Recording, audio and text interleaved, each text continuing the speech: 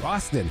Brace yourself, the ultimate SEO rendezvous is coming your way. Introducing the 12th annual SEO Rockstars event, hosted by the phenomenal Dory Friend. It's the hotspot where SEO masterminds like Clint Butler, Tech Combiners ignited their journeys. I've attended SEO Rockstars for the past 5 years, and it's been mind-blowing.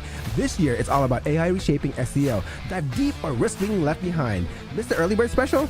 No worries. Use the code SEOLOVE for special discount. Enjoy 3 days of immersive knowledge bombs, intimate masterminds, and networking with the creme de la creme of the SEO world. Lavish lunches, insightful evenings, and transformative takeaways. SEO Rockstars 2023 from October 27th to the 29th. It's not just an event, it's your gateway to SEO mastery. Secure your place. Visit SEORockstars.us today. Hey, what's up everyone? Happy Friday. Welcome to another episode of the SEO Video Show. Today's topics, we'll be talking about major algorithm updates in 2023 with our very special guest today, Gabe. Sure, get your shouts out. Let me know where you're watching from. How many of you are heading out to SEO Rockstars? That's an awesome conference. I've been out there for the past maybe 5 years. Stefan, my man. Hi, everyone.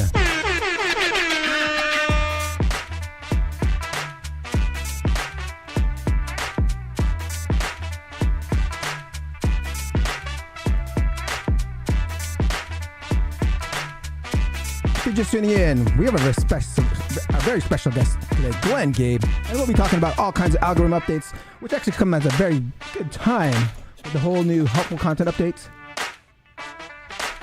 Victor McGrath, hey, Glenn, and Dre.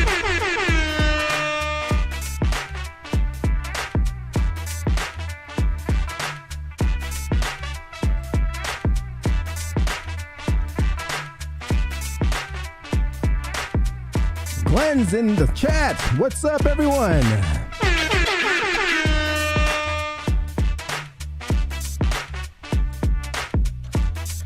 Happy Friday. This week's topics came at a perfect timing. What's up, Maddox?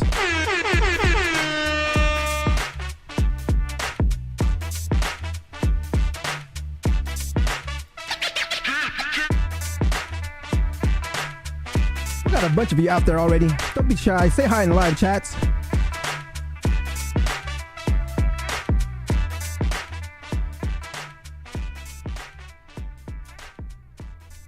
Lucy says, happy Friday, fellas.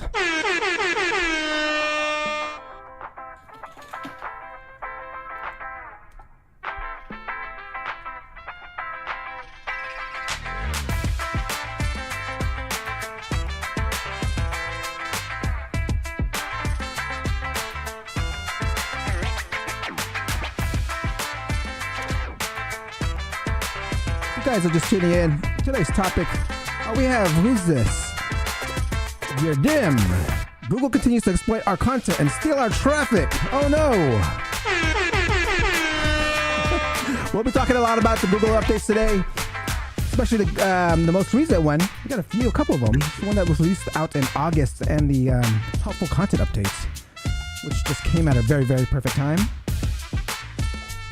With a very special guest, Gabe, president of G Squared Interactive. So Glenn, I was like, how'd you come up with G Squared? And I'm like, Gabe. 2 G's right there. Is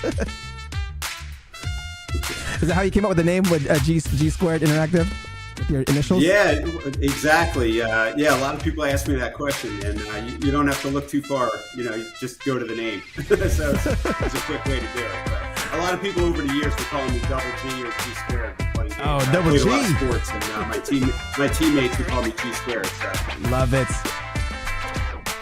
We have Glenn already in the back, just waiting for us. If you have any questions, get them ready, and I will address them in the order that they are received. And make sure they are on topic.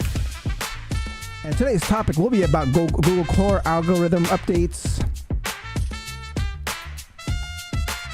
We got about 6 more minutes to go, so get your shouts out. Don't be shy. I see a bunch of you out there.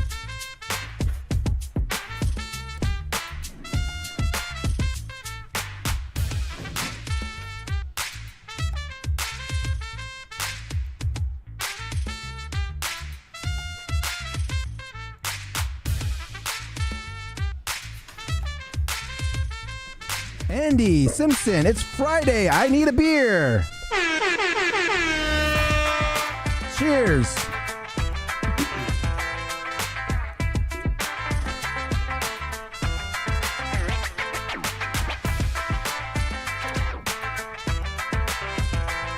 Fletcher says, what's up, Glenn?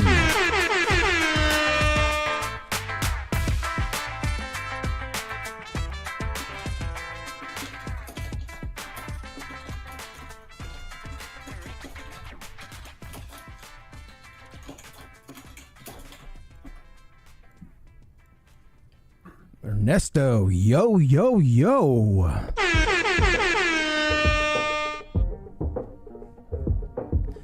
Glenn says, all good. Tons of volatility this week, so keeping me busy. All right, guys, you got about less than 5 minutes more to go. If you got some questions, get them ready, and I will address them in the order that they are received. Today's topic is on Google algorithm updates, and we'll be talking about this recent one that just got released with a very special guest, Glenn Gabe. So what you guys do this week? I actually launched a podcast, a Knowledge Bomb podcast, where I actually grab all the knowledge bombs from these episodes and create a podcast out of it. So be sure to check it out, seo.video/podcast. There's a great tip that I got from attending a conference. It was Digital Unfiltered a few weeks ago. So one of the things when you go to conferences is taking action. If you go to these conferences, you're investing so much money. Make sure you take action. And I took action by launching my podcast, Knowledge Bomb Podcast. Andy, no more link building for me after this week's announcement. Interesting. I haven't looked too much into it, so I can't wait for our conversation with Glenn.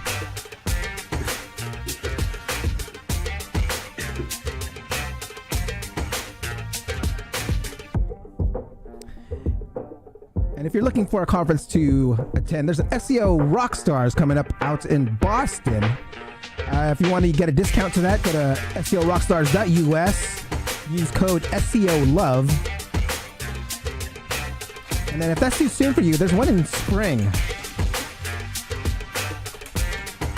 SEO Spring Training. Kim, hello Dre, hi Glenn, happy Friday everyone. Speaking of conferences, I met Kim at the conference at Digital Unfiltered. I was glad to see some of you that I've met on the street, on the live. As you know, I started a new segment on the show, SEO on the Street, where I attend different conferences and try to recap and interview the attendees. Recap the speakers, interview attendees, trying to get some shots of the event. If you're just tuning in, our very special guest today is Glenn Gabe, and we'll be talking about major algorithm updates of 223. Are you going to Brighton SEO in San Diego? I was thinking about it, and I don't know. I haven't reached out. I mean, what's cool about what I'm doing with these other conferences is that they are actually having me sponsor it, or kind of like we're just a partnership where they'll actually have me fly me out and provide a room, and all I have to do is do an SEO on the street and promote the event. So that's kind of like how I have it set up. So I haven't had time to reach out to their PR people yet. Adina, hello, Dre.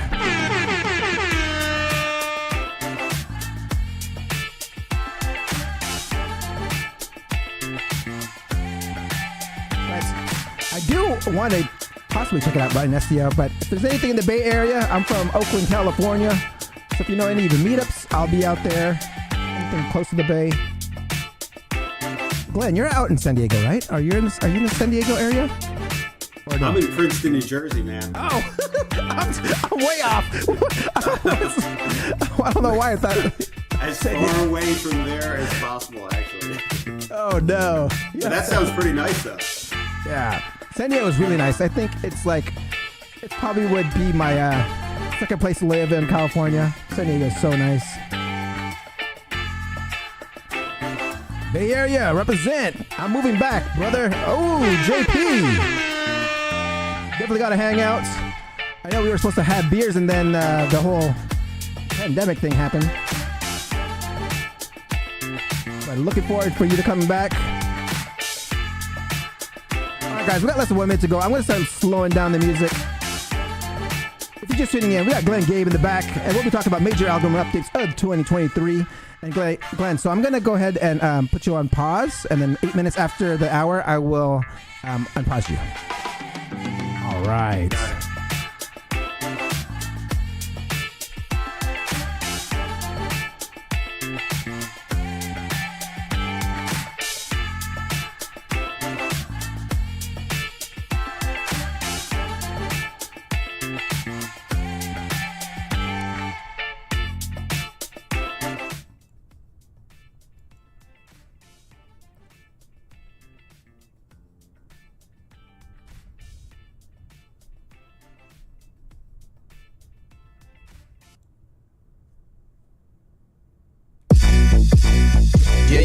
Hey, time to get it started, no delay, let's work. Wanna see you be an SEO expert. Paul Andre De Vera, steady dropping knowledge. Over 15 years in the game, so he knows all about it. Master the art of SEO, you will be amazed. Time to get your brand off page to on page. Dropping knowledge, legendary for sure. Whether you're just getting started or self-employed entrepreneur.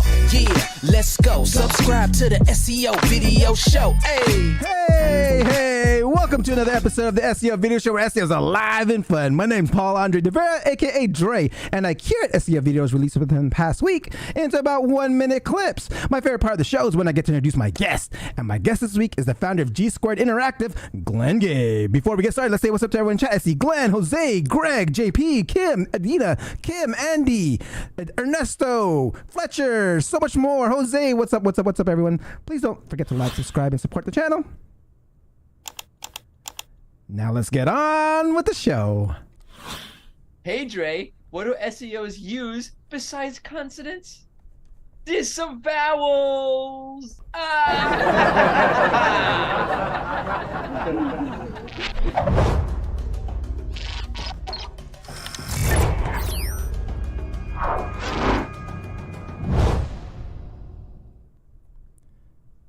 The September 2023 Helpful Content Update is rolling out with an improved classifier. It will take about 2 weeks to complete, and which we will talk more about later on today. Google also added a new guidance about hosting third-party content and more explanation on what to do after this helpful content system update.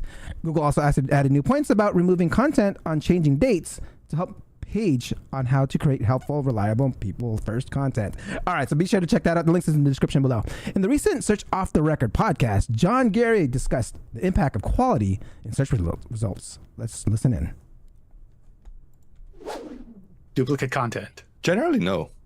People are afraid of duplicate content way too much, and it's normal to have some duplication on the site, and don't worry too much about it.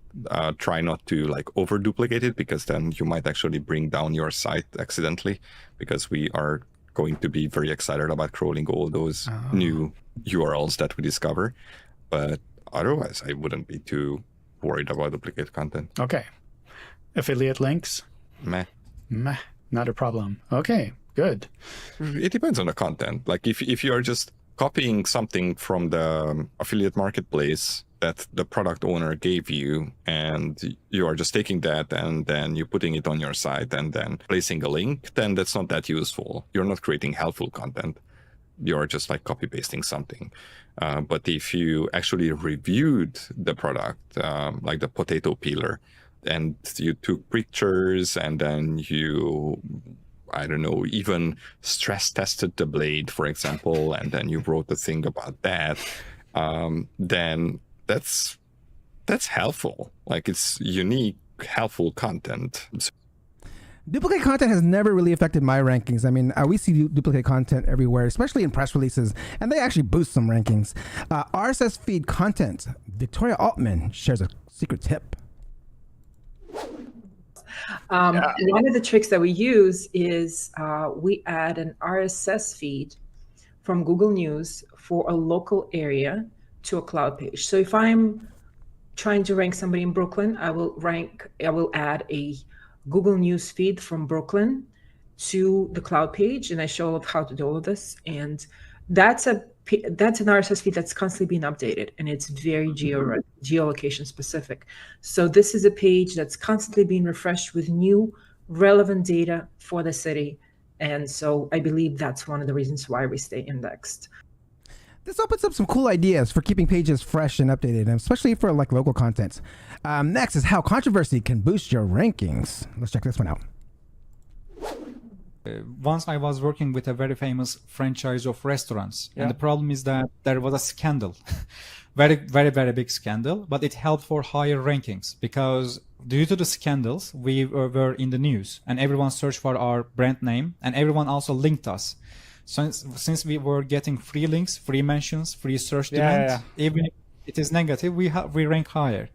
But this was like 2019, and after a point, they started to get the sentiments of the specific links. And for example, we have a link, but if you have a negative sentiment around the link, it doesn't mean that actually it will help you to rank higher too. Okay. That's why I believe meaning of the link or meaning context, around the link, context basically, it is more important than before. Yeah, okay, I think I kind of agree with that. I mean, I never bought or created links that are not related to my company or niche. So, I mean, the context is always important. I've always thought as best practice. All right, generate SEO content ideas from PPC. Let's check this one out.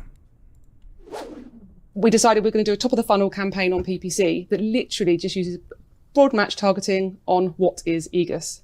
And then using all that data, Google starts to throw back queries around that. So what is it? How is it? Why is it? When is it? You know, what causes it? Does this cause it? And then from that data, we were starting to see a ton of research on who, what, where, when, whys, and hows all around this topic that we hadn't even thought about. We hadn't even scratched the surface on. And it turns out that there's a lot of people out there searching for a lot of subjects around this one main topic. So before we knew it, we'd only spent a couple of weeks on some PPC advertising, literally sending people to this main sort of egress page, as it were. And then we were able to mine all that data and pretty much produce a content calendar around each of the subjects to then feed back into that article. So we had just a massive resource of questions that people, our customers, were using around that topic that we hadn't sort of researched and found out about. There are so many ways PPC can help with your SEO strategy, like including testing meta titles as ad headlines, which now actually this brings me to my favorite part of the show. Please ask questions and I will address them in the order that they were received. But before we get started, here is a word from our sponsor. Ever wondered how to get your brand noticed? I found the answer with Magic PR. Thanks to Magic PR, my brand now reaches over 300 plus premium news and media outlets. I've seen my news on AP, Bloomberg, Yahoo News, and many more. And it's not just about visibility. With Magic PR's unique SEO process, I've noticed incredible boost in traffic to my site and improved local and organic rankings. From crafting the perfect press release to building a powerful SEO campaign, Magic PR is always there for me. Want to experience the magic of PR? Try Magic PR just like I did.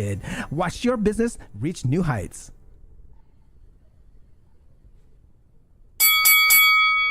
Glenn is a digital marketing veteran with over 27 years of experience. He specializes in algorithm update, recovery, technical SEO audits, and SEO training. He is a columnist at Search Engine Land and a contributor at Search Engine Roundtable. He speaks at industry conferences and has been the guest on many leading industry podcasts. Please welcome the founder of G Squared Interactive, Glenn Gabe.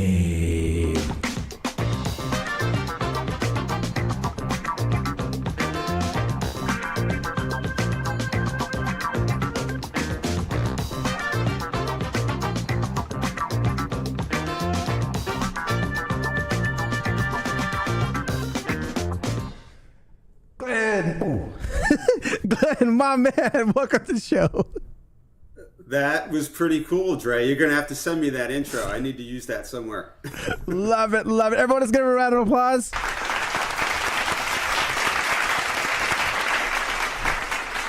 All right. This is the first question I ask all my SEO professional that comes on here. In 1 minute or less, how does Glenn get ranking on page 1 of Google?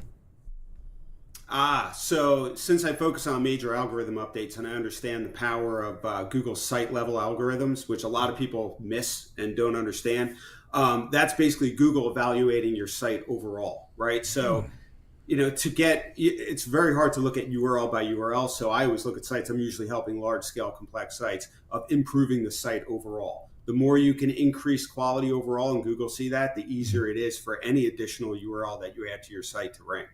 So I try and take a very big picture view of a site and, look at quality overall. Love that. Love that first knowledge bomb of today. Let's rewind this quick. Hold on. Take us way back to what, 27 years ago? How'd you first get into SEO? Yeah, so I was my roots are in web application development and web development. So I was doing a lot of web design and interactive CD-ROMs and sites and stuff like that. And clients kept going, "This is really cool, but how do we get people to it?"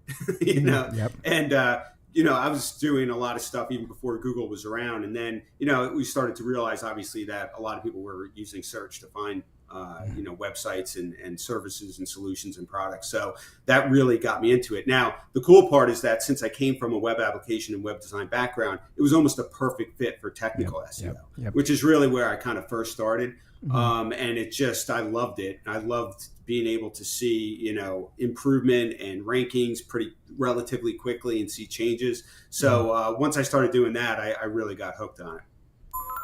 Love that. See, so that's how what kind of made you more interested. So then how'd you actually learn it? Because I know you said you were doing web applications, but you still had to learn it somehow. So how was your learning process? Yeah.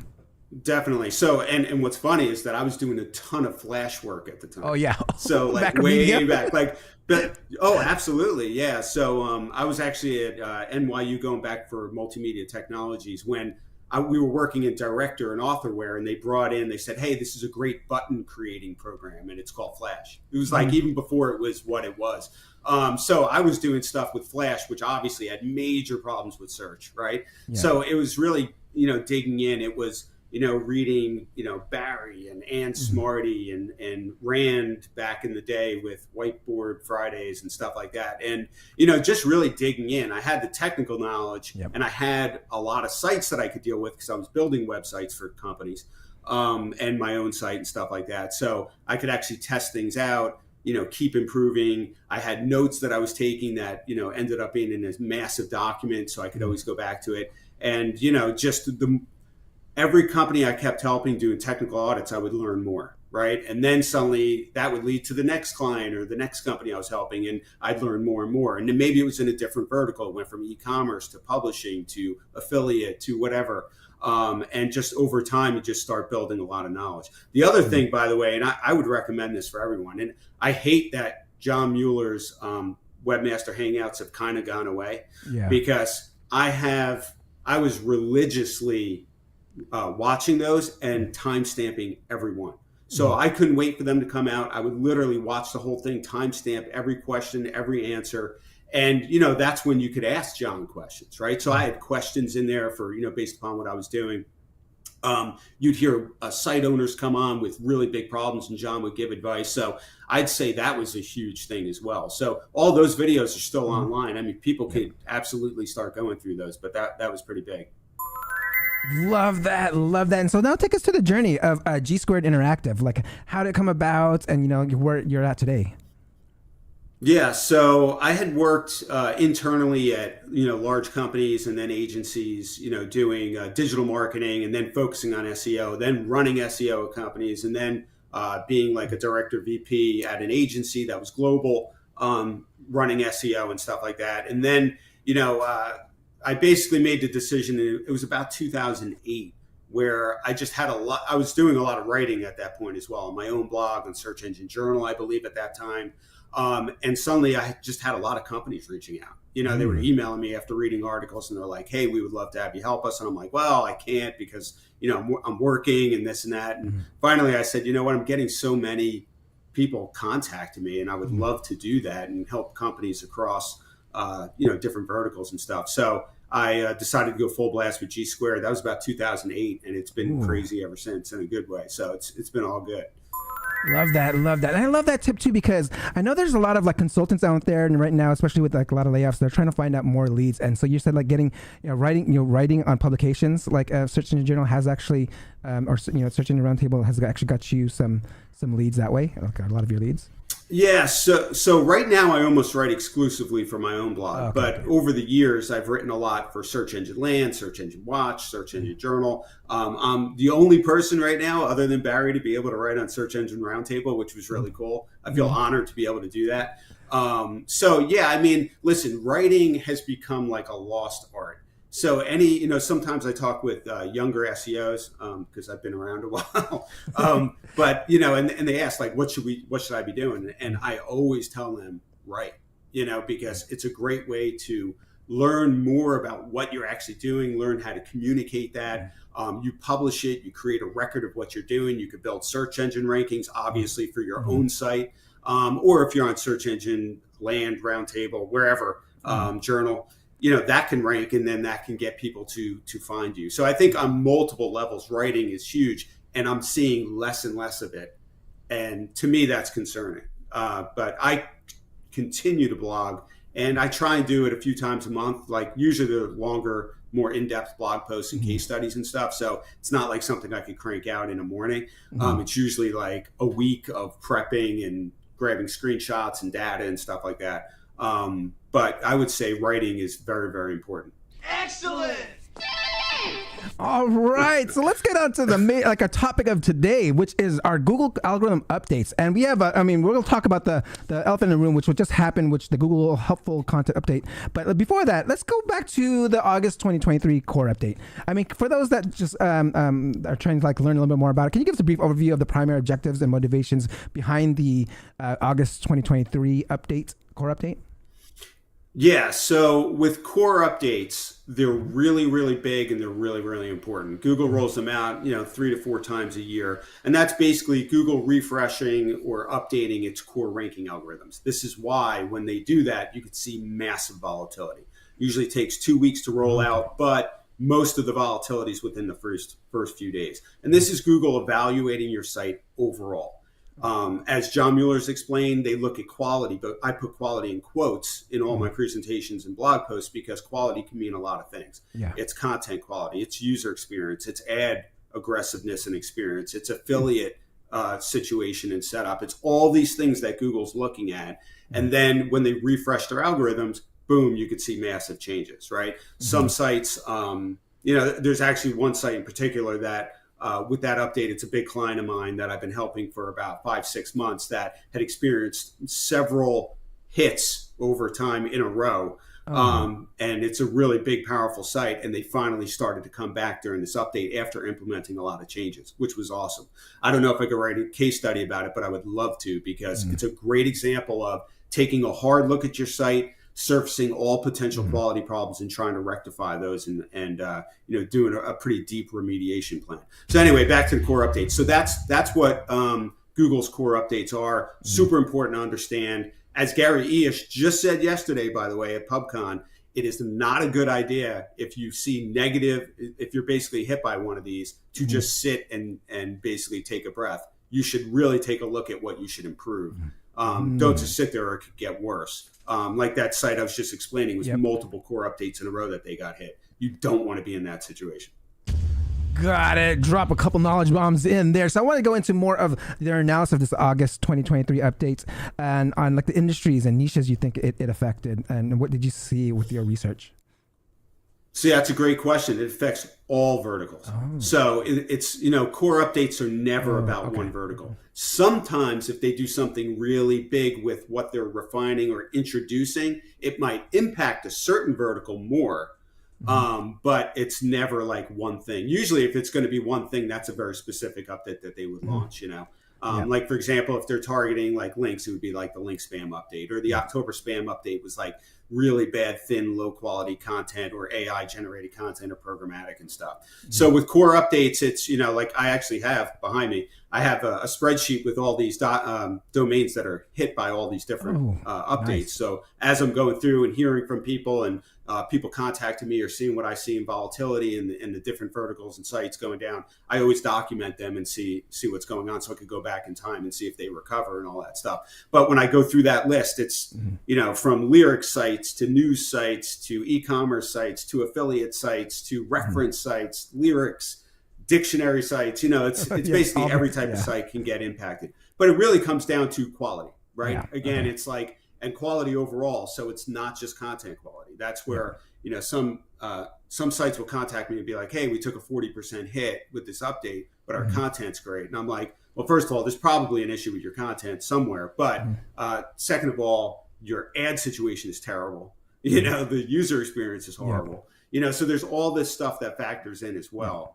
And actually on that note, it's probably important to just bring up now that when you're impacted by one of these updates, if you drop It could be really one of three things. I wrote an entire post about this because I kept driving people there after getting this question, which is you could have relevancy adjustments that Google pushed, right? So your content isn't bad. It's just not relevant anymore for the query. That really has nothing to do with you. You might have had great content, like a celebrity site that maybe news site that wrote about Brad Pitt and a 3-year-old article was ranking for his name. That may drop out, but that's a relevancy adjustment. The other is an intent shift, and that's where Google starts showing a different type of site. For example, maybe it's showing e-commerce sites for a product name or a vertical, and then it shows review sites, and then it may switch. So if you're one or the other, there's nothing you could really do about that. But then the third, if it's not one of those two things, then it's probably quality. And if it's quality, that's where you have a lot of work to do. So the other two, you probably don't have a lot of work to do. If it's quality, you usually do have a lot of work to do. Love that. So many knowledge bombs in that one statement there. All right, so I'm curious because you kind of mentioned this, like so what are some things that you look for if someone is actually hit by an update? Then like you mentioned, like, oh, it's just your content. Oh, it's so maybe you had a technical error during this time and you saw their rankings drop because something happened that they did on their end. So how can you like tell that it was actually an actual algorithm update that you saw their rankings drop?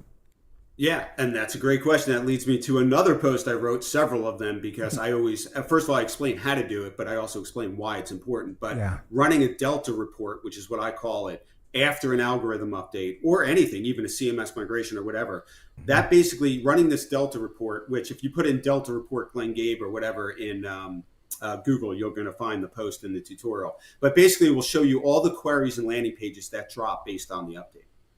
That is where you really should start to take a look. What dropped? Is the content bad? Is it not relevant anymore? Was there an intent shift? That's where you could start to really determine in a relatively quick amount of time, was it quality? Was it something else, right? And let's say it's quality, then you start to take a look at, well, what's going on across the site? And that's where, like usually, again, I'm helping large scale complex sites. So it's not like something I could do in a few weeks. So usually I'm helping clients over a multi-month period where I'm really digging in, sending multiple deliverables through. Sometimes it's 100, 150 pages, depending on the site, over the engagement of all the things that potentially could be impacting this, like things that you should address, right? Some are really big, like really big issues, red flags. Others may be, hey, you will probably want to improve this over time. You don't have to do it right now, so on and so forth. And all of that improvement over time, because John Mueller said this a million times, and I have basically shared this on Twitter and everywhere, but he said, Google wants to see, its algorithms want to see significant improvement over time in order for you to recover from one of these updates. So not significant improvement in a week or 2 weeks because you have spammers, right? And Google doesn't want to suddenly reward spammers for changing the whole site. So it wants to see this over time. And that's a tough thing for some site owners to understand because they're like, we're bleeding revenue right now. We're hemorrhaging money because we took a 60% hit on our traffic. But it's going to take time. But the cool thing is if you fix a lot of stuff and you do recover, then you may stay there for a while, right? As long as you constantly look at that and evaluate it and audit your site over time and not let bad things creep back in. So, Got it. Yeah, so that's pretty much what I do. Love that. So, okay. So once you mentioned you also have a blog post on this, on like actually like tactics to actually fix certain things and like, if they got some quick steps. I mean, you mentioned you wrote a 150-page report on how to fix certain things. I don't think we have that much time to go over all these steps to remediate any of these things that have been impacted. But at a high level, how would you tell someone to go about it? On fixing some so I never drop 150 pages on someone. That would be over the life of the engagement. If 150 pages, I think somebody would have a heart attack. But I do make sure to clearly explain that more is coming. But yeah, so again, it depends. Every site's different, right? So some sites there may be technical problems causing quality problems. Like regular technical problems aren't going to cause a hit from a core update. But if you have 5 million pages on your site and suddenly 400,000 pages get output by accident that have barely any content or technical glitches or broken embeds, photos and YouTube videos that don't show up and it can't meet or exceed user expectations, then you got a quality problem based on a technical problem. But it could be the over aggressiveness of ads, which is pretty easy to see. It could be content quality. It could be the affiliate situation, which is really spammy. It could be tons of programmatic content or auto-translated content that, got up there. Or, I mean, there's so many different things that that's why it's like really important to crawl the site, manually analyze it, analyze Google Search Console in detail, especially certain reports like in the coverage reporting, going into discover not index, crawl not index, what's in there, why is that in there, and stuff like that. So it's really digging deep, and it's really exciting when you first dig into a site that's been impacted, because you never know what you're going to find. But I will tell you this, for when it's quality, not relevancy adjustment or intent shift, I've never really seen collateral damage too much, right? Where it's like, oh, well, this site's amazing, but it dropped by 80% during a core update. It's usually like, yeah, here are a whole slew of things that I would improve based upon what I've seen over the years with these major updates that Google rolls out. Love that. Let's take a break for some of my questions and kind of go back into the live chat and see what people are saying here. We have our first one that came in from Jose. He was asking, hey, Dre, ask Glenn what's the best way to stay on top of changes in the algos. Are there any good summaries or resources? Yeah. So number one, and I'm sure he is looking at this, but Barry on Search Engine Roundtable covers every possible blip in Google's algorithmic radar, right? So sometimes it may not be something that rolled out, but often Barry will pick up through chatter. And, I'm in touch with Barry all the time. So if I'm seeing something, I'm telling him about it as well. So I would say Search Engine Roundtable, follow me on Twitter, follow people like Lily Ray on Twitter, Marie Haynes. I would say between Barry, me, Marie Haynes, and Search Engine Roundtable, you should pretty much know when something's going on. Like, put it this way, if I see something going on, I'm tweeting it. Barry's probably covering it at some point, and you're not going to be able to miss it. Love that. And we had a comment here from Kim. As I worked at Macromedia supporting director of authorware. That's way back. All right. Whoa. Let's hear. Yeah. Yeah, Macromedia. That's great. I mean, authorware. So I was building interactive tutorials and training programs and all through multimedia, and using authorware and director together, and then Flash came in and all that stuff. So yeah, that's funny that Kim was there. Yep. So Greg says, Glenn, today you said core web vitals are a joke. Can you speak more to this so I can clip it and send it to my clients? Yeah. And Greg and I have spoken about this several times.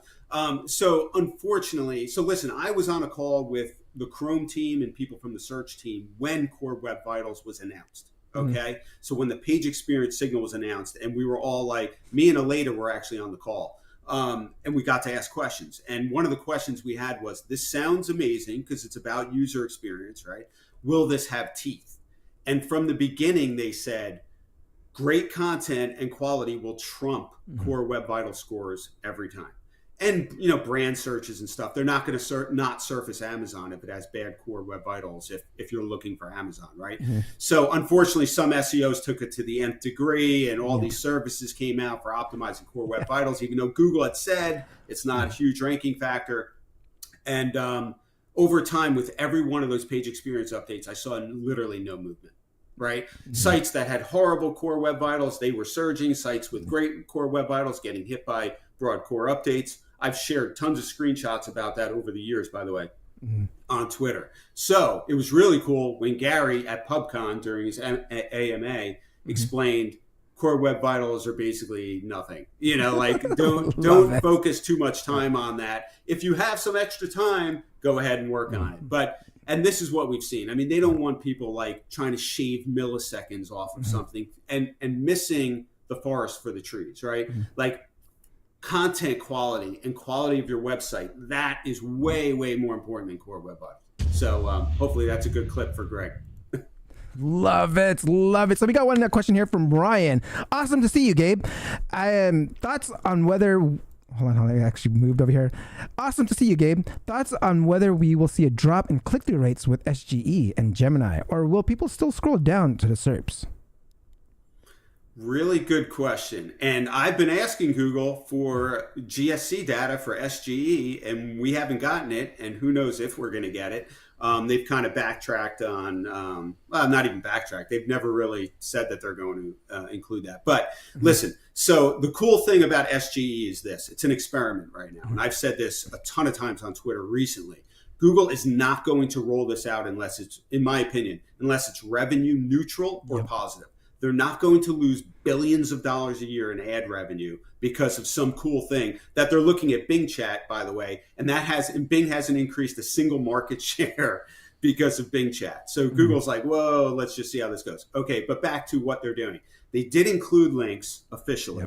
And so there are now links in the answer. That's cool. I don't know if it's still going to be as high of a click-through rate as, the standard results. But yeah, I mean, I could definitely see a drop in click-through rate through SGE if people are getting the answer.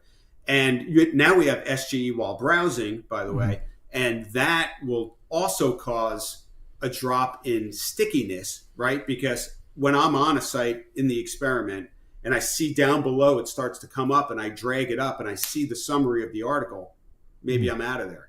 And I'll tell you, and I bring this up all the time, because I have two kids, one's in college, one's in high school, and they do not want to read articles. I'm sorry to have to say it. I know my friends at Merriam-Webster gave me the sad emoji when I said that at one point. But it's they don't. So when you have something like that, when you have SGE in the SERPs and you have SGE while browsing, it can absolutely cause a decrease in engagement, a decrease in clicks. And, so I think this is just something that we're going to have to come to grips with. But what's cool, I just tweeted this today. Liz Reed from Google, who's in charge of all this, basically was like, in a nutshell, she's not rushing SGE out. She also explained there are times you don't want an AI chat to answer a question. You just want the 10 blue links. And, so they're starting to understand. They have a lot of data, obviously, on this, right? And I don't think they want to lose money. I think they want their ads there. And so I don't know where this is all going to end up. It would not shock me, by the way, if SGE looks way, way different when it rolls out, if it actually rolls out. We don't even know if it's fully going to roll out. So. Love that. Thank you for sharing. So I'm wanting to go back into our agenda here, and I'll come back to some of the audience questions. And I want to go into, so we were talking about the August 23 core update, and the type of other updates was as a reviews update. And there was one of reviews updates that happened back in April. Yeah. So I'm curious, for those that don't know about what the reviews update is, can you kind of share a little bit more about it? Yeah, sure. So a few years ago, Google rolled out what they called the product reviews update, or what I called the PRU, right? And that was focused entirely on sites that provided product reviews. So if you weren't living up to their standards, right, you could see a massive hit, right? So it would look just like a broad core update hit you, right? And it was really more about other sites going above you than anything else. But Google really wanted to surface insightful, human-based, real reviews of products, right? Because we've all seen the, listicle, it's like the product name, like a paragraph from the manufacturer site or from Amazon and a link, right? And Google doesn't want that anymore. And people don't want that. So Google rolled out these updates, and then it started rolling out, every few months or even quicker than that, more PRUs. And then suddenly they came out and dropped the bomb and said, now it's not the product reviews update. Now it's just the reviews update. So it's not just product reviews. It's any type of review. Oh, okay. Now that was big. So I wrote a whole post, by the way, that actually ranks really well. So if you put in April 2021 reviews update, Google or whatever, you'll find it. And I go through all my analysis. There was a lot of really interesting things that happened that I can't cover on this podcast because we don't have enough time. But you should definitely read that. But a lot of different types of sites were impacted by that positively and negatively that had reviews like content outside of product reviews. Got it. So for that particular update, can you kind of give us, I know there's a lot of for you to mention, but what were some of the tips that you can give out for those that was hit by a review update? Yeah. So one thing, first of all, let's take a step back. So one thing that everybody who's writing any type of review should do is do not skimp on what you're including, right? I mean, have it be a really, really thorough review. So let's take product reviews because that's still a big part of everything, right? I always say go to Wirecutter, read a bunch of reviews. That's the standard, right? I mean, they have some of the best reviews content on the entire web. It's on New York Times. It's killer content. Tons of links they get. They review everything. They have videos, images, GIFs, broken down pros and cons and graphs and charts. And that's what Google wants, right? So if you're going to write any type of reviews content, do that. Number 2, go to their documentation. Google has some great documentation listing all sorts of things that they're looking for from reviews content. So do that. 3, don't just have ChatGPT or AI produce your reviews content, okay? Now, Google's saying that it's cool to have AI help you with generating your content, but they really want our people reviewing that and making sure that there are edits there, it's accurate, really helpful for people. So now with this update, with the April update, there was some really interesting stuff. Like I have my post up here just to refresh my memory. One really interesting thing was that Google algorithmically found reviews on large publishers. So there may be large news publishers that have review sections, right? So they have reviews of products and stuff, but it's on news publisher websites. So what was going on, it was like a parasite SEO kind of thing. Not really parasite SEO, but basically this reviews content was ranking when maybe it shouldn't have. Google got much better with the April reviews update on finding that. And I have examples in my blog post of news publishers that, boom, that type of content just took a hit. Not the whole site, just that content.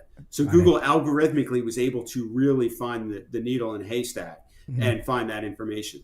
Another thing that was interesting, it was near the tail end of that update, there was what looked to me like a site level algorithm, basically one of Google's site level algorithm refreshes went on. Because the reason I say that is because there was sites out of reviews that surged or tanked when that rolled out, right? So that's another reason that you always have to look at your site overall and not just very specific URLs. Obviously, the URLs make up your site, but you need to look at your site overall from a quality standpoint. So, I mean, there's a lot to cover with it, but if you go through the post, you could kind of go through all the details. But I guess the biggest thing is really have great reviews. And listen, I tell some companies that call me after they get hit by these, if you're not ready to go and produce that level of content, just don't do it. Like, get out of the game because it's not going to end up well for you. The other thing that's in there is there's some sites that are review sites that surging and dropping outside of even reviews updates. So Google must be refreshing a certain algorithm that's impacting these sites heavily. And those sites are all in the gray area, right? They don't have like amazing content. They don't have terrible content, but when Google's refreshing that algorithm, they are tanking or surging through the roof, surging through the roof. It's a really interesting thing to analyze. And I've had a number of sites I have access in GSC where I could see this going on. And it's maddening for them, by the way. Damn! Man, that's some crazy volatility there. Love that. Okay. So let's go ahead and take a quick break here and go back to the audience here because I see a bunch of questions that kind of came in. Bruce Smith asked, the legendary Gabe.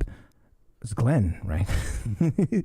So the legendary Glenn thoughts on entering foreign niches, particularly the service of a niche in Spain. Actually, I think he has a follow-up question here that's kind of more related. I heard that foreign niches are 5 years behind the English market and the updates don't affect them as much or at all. Thoughts on this? Yeah, Google. So I would say that's probably becoming less and less. I mean, they're really getting good at rolling things out for all languages, right? So you might have, put it this way, you might have like a window of opportunity that will close at some point. So like I would never tell somebody to go and do that. So I would say whatever you're going to do in whatever language it is, I would really try and keep it at the highest quality levels if possible. If you're ready to like do something quick and you want to try a quick win, then maybe you could try that out. But that's definitely not something I would recommend. I would try and think long-term with it. But got it.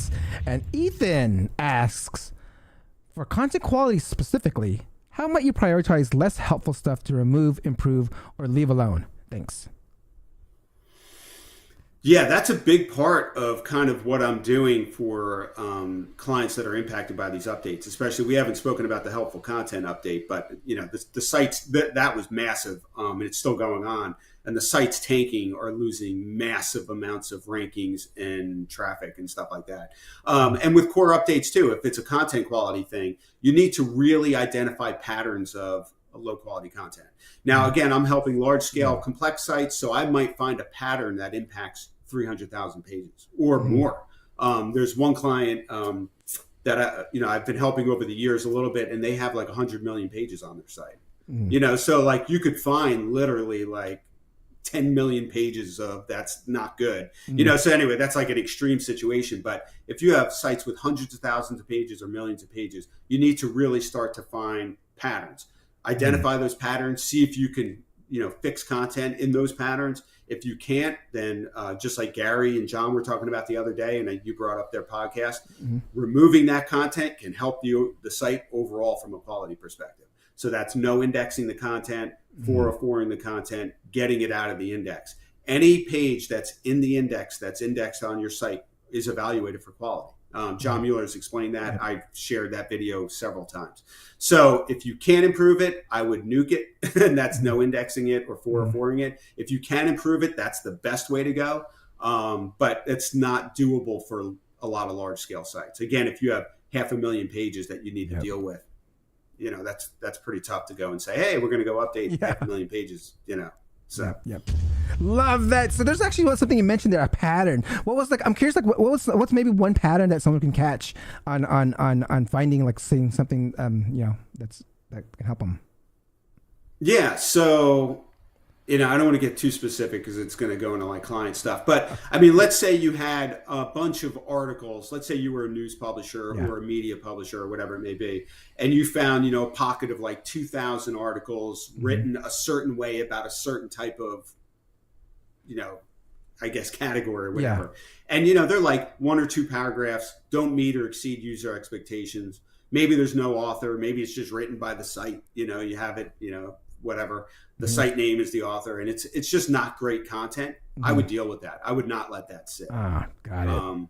Yeah. Or you might find, content that's just not relevant anymore. I was actually talking to a pretty prominent blogger recently who said, some of their older content isn't as prominent anymore, isn't as relevant anymore. And they've noticed a drop in rankings. And even I have on my blog some stuff from I've been blogging since 2006. I mean, there's stuff from like years ago that I probably have to go back and update, right? It's like different stuff. So I'd look at that too. That's another pattern that I would try and improve. I don't think you'd get really like hammered, during a broadcore update for something like that if it's high quality, but you should look at, if things aren't relevant anymore.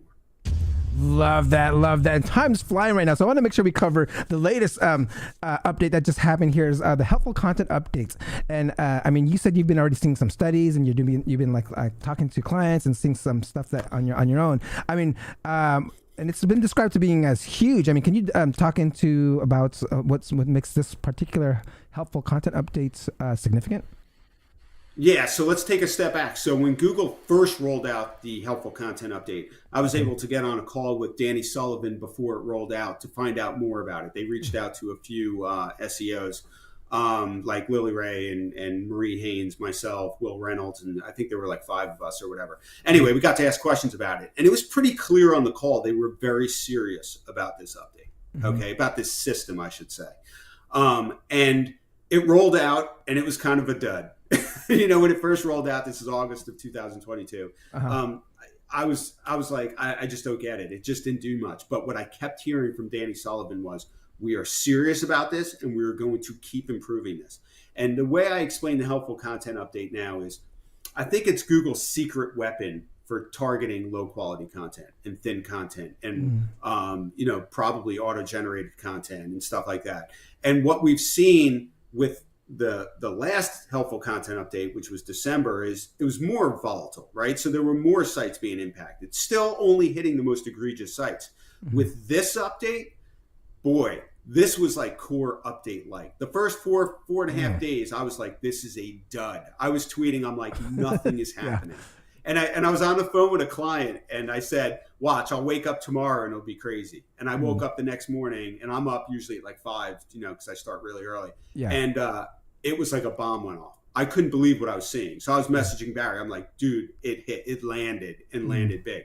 I have like 400 or 500 domains documented right now that have seen massive drops, right? And every time I look, I'm finding more and more. So but here's the deal. So these are sites where the content, I have not really come across collateral damage. Some people are screaming bloody murder about collateral damage. I haven't seen it yet. The sites that I literally have listed behind me, I'm checking what dropped, and the content is not good. It's like auto-generated. Some is AI. It seems like some is just really bad. And the ad situation, which I brought up before about core updates, may be playing a role here because it's not helpful for people to try and get through content when there are 600 ads on a page, right? Or like video following you down the page. You can't even see the content, right? How helpful is that?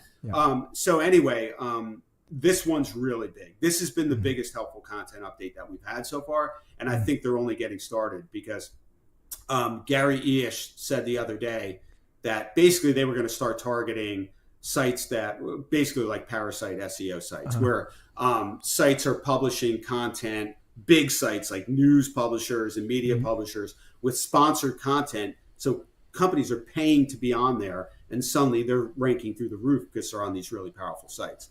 So Gary said Google figured it out algorithmically, and we were all like, whoa. But I've been tracking tons of those sites and saw no volatility. And Gary explained yesterday, we haven't implemented it algorithmically yet. So Google hasn't implemented that yet, but it's going to. He said it's something that's like the calm before the storm, the warning before the storm type of thing. So that's coming. So this update, it's funny. It's different than core updates because if someone contacted me and was like, we lost 80% of our traffic, or some of these sites are losing even more than that, by the way. And you see how bad that content is. It's almost like you have to revamp your entire site. I mean, it's like, it's not just like small pockets. It's like everything I'm seeing on these sites is really bad. Now, the good news is that this classifier, which is a negative ranking factor, it's not positive, it's negative. You can get rid of that classifier. If you really improve the site over a multi-month period, Google said over a period of months, if they see significant improvement, it will drop the classifier. And then you can come back. There are several sites I'm seeing with this update that got hammered by the last update in December. That is not, they're now surging back. So, you can recover from this, but it's a lot of work for sites that have a lot of bad content. Got it. And when you say classifier, for those who are not technical, like what would be what would you like define a classifier? Yeah, sure. So Google's using machine learning to understand what it considers unhelpful content. Okay. And then if it determines by analyzing all of your content that you have large amounts of what it considers unhelpful content, the classifier is going to classify you as unhelpful. And it's basically weighted. Google said, if you have a lot of unhelpful content, boy, you could see a really strong effect from these updates. And these are the sites I'm talking about, like, and maybe I'll say, actually, I've shared on Twitter what the trending looks like. I mean, it's insane. It's like dropping off a cliff starting, about 5 days into the update. And it's really ugly for those sites. Really, I don't envy those sites. But again, a lot of them don't have great content. So it's got it. So I'm curious. You know what it reminds me of? Yeah. I'm sorry to interrupt you. It reminds me of Panda when Panda first launched. So I was helping a company at that point as a consultant that had I think it was 30 to 40 sites globally. Half of those were hit by Panda because they had really thin content that was just being generated and stuff like that. So I was able to dig into Panda very quickly and start understanding what was going on there. But I feel like the helpful content update is like Panda of the past that way, where it's really trying to find really bad stuff, and you're not going to like the effect from it. It's going to be pretty ugly and painful. Got it. And so, from what you've been seeing and all the domains that you've been tracking, I mean, is there any specific niche, industry, or vertical, or is it everything? It's a good question. So hold on one second, and I'm going to just pull that up for a second. So unlike core updates, well, I shouldn't say this. So helpful content update could hit any site in any vertical. But there are some verticals where they kind of stand out and are more susceptible. For example, I've done a lot of work over the years in the lyric space, you know, and certain lyric sites that have bad lyrics and just thin pages and tons of ads and don't have the licensing to actually provide those lyrics. Those sites are getting hammered right now. So you had that. You had a lot of travel I saw. So sites that are, you know, the best X hotels in this city, and you know, and you could tell it's not even it's not written well. It's could be AI generated for all I know. I didn't dig in there too much. A lot in games and gaming. I saw translations and calculations. So sites that provide translations. So it's probably all automated, right? So there's tons of pages on site translating one word to another. Calculations, you know, teaspoons to gallons, and you know, like that type of stuff.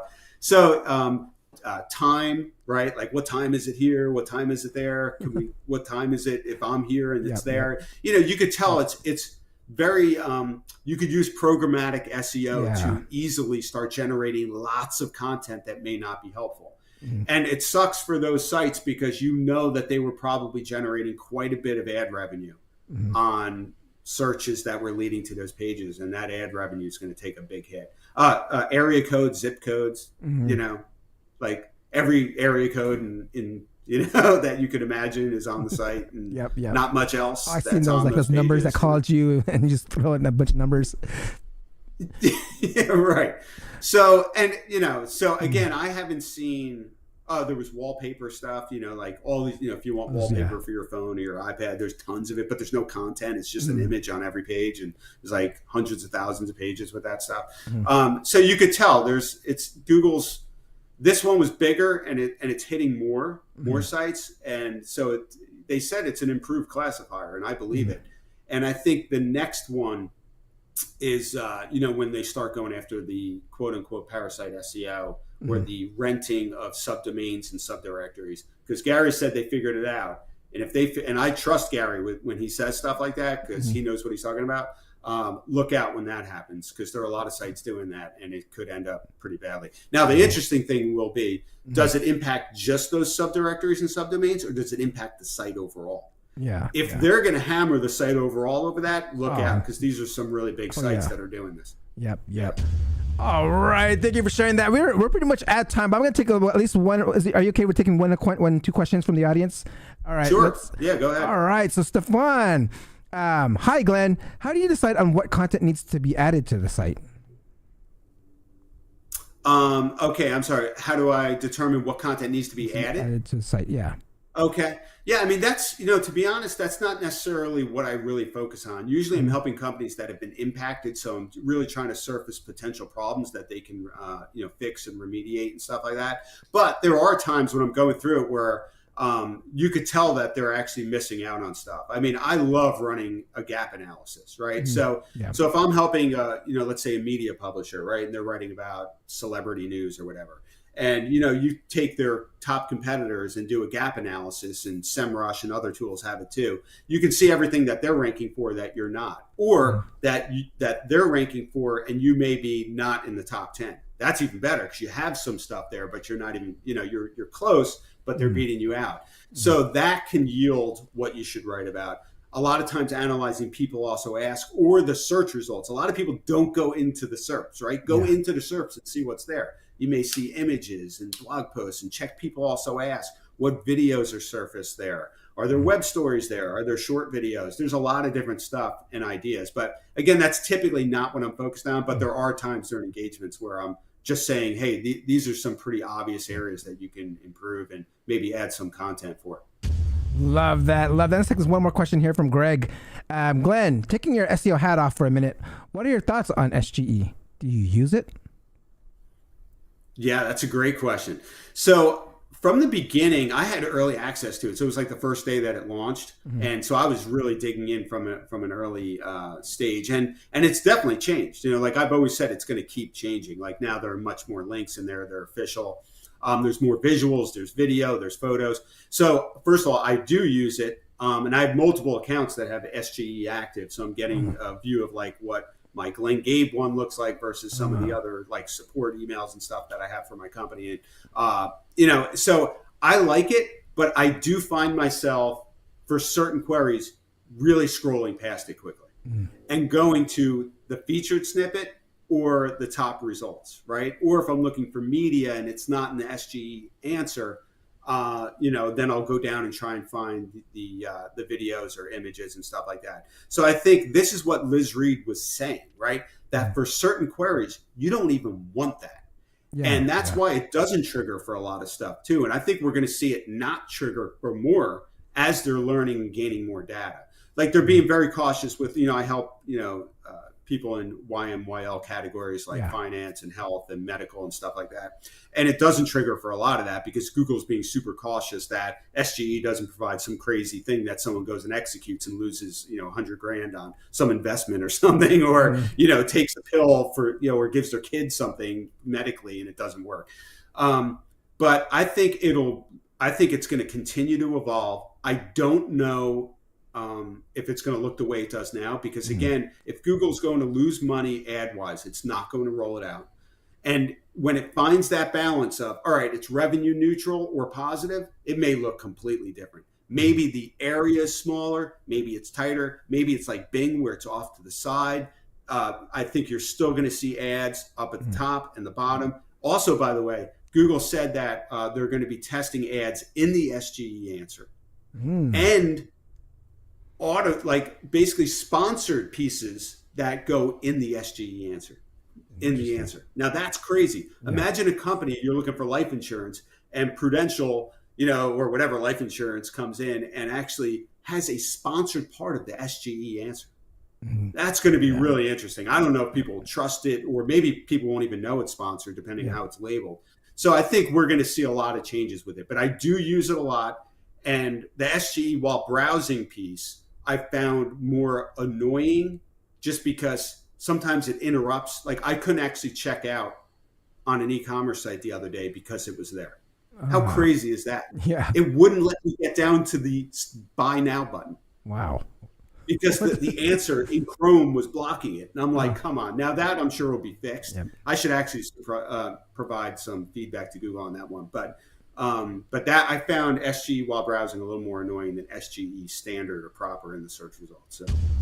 Love that. And this is the last question. Thank you so much. I mean, this is my last question I ask all my SEO professionals that come on here. And for those that wanted to get into the SEO game, become an SEO professional themselves, what would your piece of advice be to them?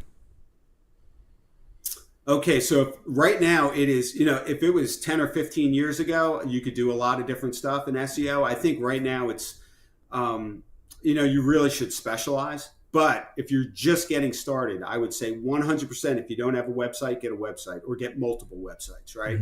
Because you're going to want to really test things out, see how things work, connect it to Google Search Console and Bing Webmaster Tools, get that data, really understand things. I would take some courses. I would read some books. I would follow Search Engine Roundtable every day. I'd follow people like me and Lily and Marie on Twitter. There are some other great SEOs who I'm not naming. I'm just forgetting names. And understand that it is a really deep discipline and you are not going to be an expert quickly. It's going to take years to really understand all the inner workings, but get familiar with technical SEO. So crawl sites, understand that data, read blog posts about that. Google and Bing, by the way, both have documentation that's really good for SEO. It's like the starter guide, how search works. But it's one of those things where it's going to take time. You're not going to be, an SEO expert overnight. Yep. And the last thing is look for a mentor, right? I mean, I know I've mentored several people over the years. And that's just a great way to get feedback from someone that's just been around a while and seen a lot of different stuff. It could probably answer questions for you and point you in the right direction. Love that. And for this episode to feel complete for you, any closing comments and how can people get a hold of you?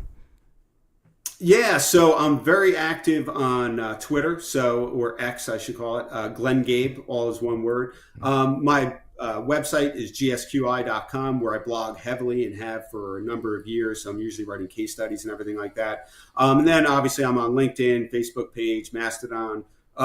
So you can find me pretty much pretty much everywhere. Don't hesitate to reply to any of my tweets or tweet at me or DM me or whatever it may be. I could definitely get back to you. Love it. Let's give it a round of applause. Thank you. Thank you, Glenn, for so much. Can you hold on for one quick second? Let me, as I sign off real quick. Yeah, sure. Thanks, Joe. All right, guys. That concludes another episode of the SEO Video Show. Don't forget to like, subscribe, and hit that notification bell.